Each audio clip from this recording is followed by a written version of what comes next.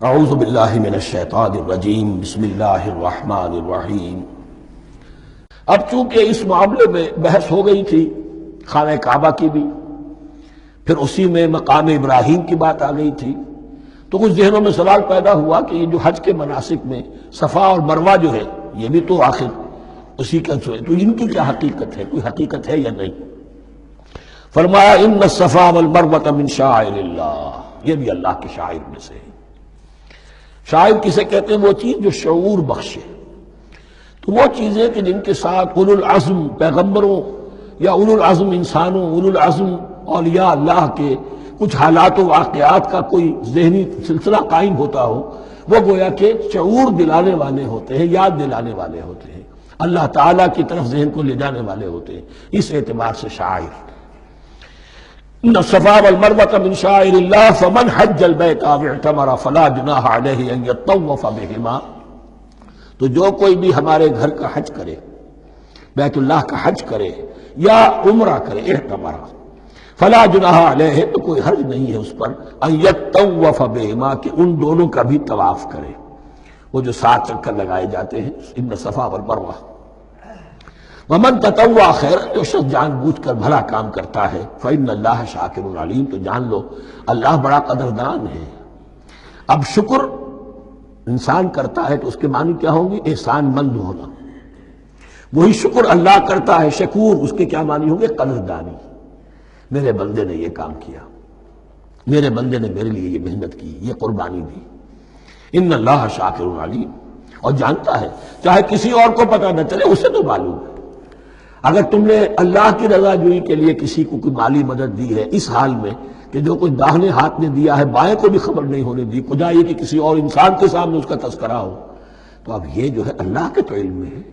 اگر تو اللہ سے اجر و ثواب چاہتے ہو تو اس کا ڈنڈورا پیٹنے کی کوئی ضرورت نہیں، اور اگر تم نے لوگوں کو دکھانے کے لیے کیا تھا تو وہ تو شرک ہو گئی، لائبلٹی ہو گئی۔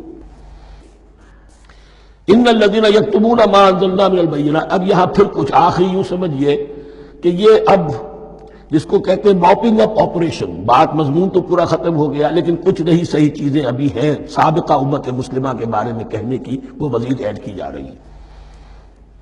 ان الذین یکتمون ما انزلنا من البینات والہدی من بعد ما بیناہ للناس فی الکتاب اولئک یلعنهم اللہ یلعنهم اللاعنون، یقیناً وہ لوگ جو چھپاتے ہیں اس شے کو جو ہم نے نازل کی ہے بینات میں سے اور ہدایت میں سے، اس کے بعد کہ ہم نے ان کو واضح کر دیا ہے لوگوں کے لیے کتاب میں، وہ لوگ ہیں کہ جن پر لعنت کرتا ہے اللہ، اور لعنت کرتے ہیں تمام لعنت کرنے والے۔ یعنی علم ایک بہت بڑی جو ہے امانت ہے، اس علم کا چھپانا، کتمان حق ہم آیت پڑھ آئے ہیں، وَمَنْ أَظْلَمُ مِمَّنْ يَكْتُمُ شَهَادَةً عِندَهُ مِنَ اللَّهِ، اگر اللہ کی طرف سے کوئی گواہی کسی کے پاس ہے وہ اسے چھپا لے تو اس سے بڑا ظالم کون ہوگا؟ اب انہی کی وضاحت ہو رہی ہے، کیسی کیسی کھلی شہادتیں تورات اور انجیل میں تھیں اور ان کو یہ چھپائے کر رہے ہیں۔ ان الذین یکتمون ما انزلنا من البینات والہدی من بعد ما بیناہ للناس فی الکتاب اولئک یلعنهم اللہ یلعنهم اللاعنون الا الذین تابوا واصلحوا وبینوا، سوائے ان کے جو توبہ کریں، رجوع کریں اور اپنی اصلاح کر لیں اور اب واضح کریں وہ شے کہ جو انہوں نے چھپائی ہوئی تھی اسے ظاہر کریں۔ فَأُولَٰئِکَ أَتُوبُ عَلَیْہِمْ، تو ان کی توبہ میں قبول کروں گا اور ان کی طرف میں نگاہ التفات میں اپنی پھر ان کی طرف متوجہ کر دوں گا۔ وَأَنَا التَّوَّابُ الرَّحِيمُ، اور میں تو ہوں ہی توبہ کا قبول کرنے والا اور رحم فرمانے والا۔ إِنَّ الَّذِينَ كَفَرُوا وَمَاتُوا وَهُمْ كُفَّارٌ، یقیناً جن لوگوں نے کفر کیا اور وہ مرے اسی حال میں کہ کفر پر قائم تھے، اولئک علیہم لعنۃ اللہ والملائکۃ والناس اجمعین، ان پر تو لعنت ہے اللہ کی بھی اور فرشتوں کی بھی اور تمام انسانوں کی بھی، خالدین فیہا، اس لعنت کی کیفیت میں وہ اب ہمیشہ رہیں گے۔ لا یخفف عنہم العذاب، نہ ان پر سے عذاب کے اندر کوئی کمی کی جائے گی، ولا ہم ینظرون، نہ انہیں کوئی مہلت ملے گی کہ عذاب کا تسلسل ذرا سی دیر کے لیے وقفہ ہو جائے، سانس لینے کی مہلت مل جائے، ولا ہم ینظرون۔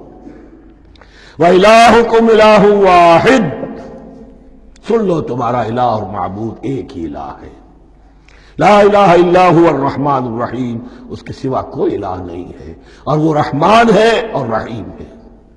صدق اللہ العظیم۔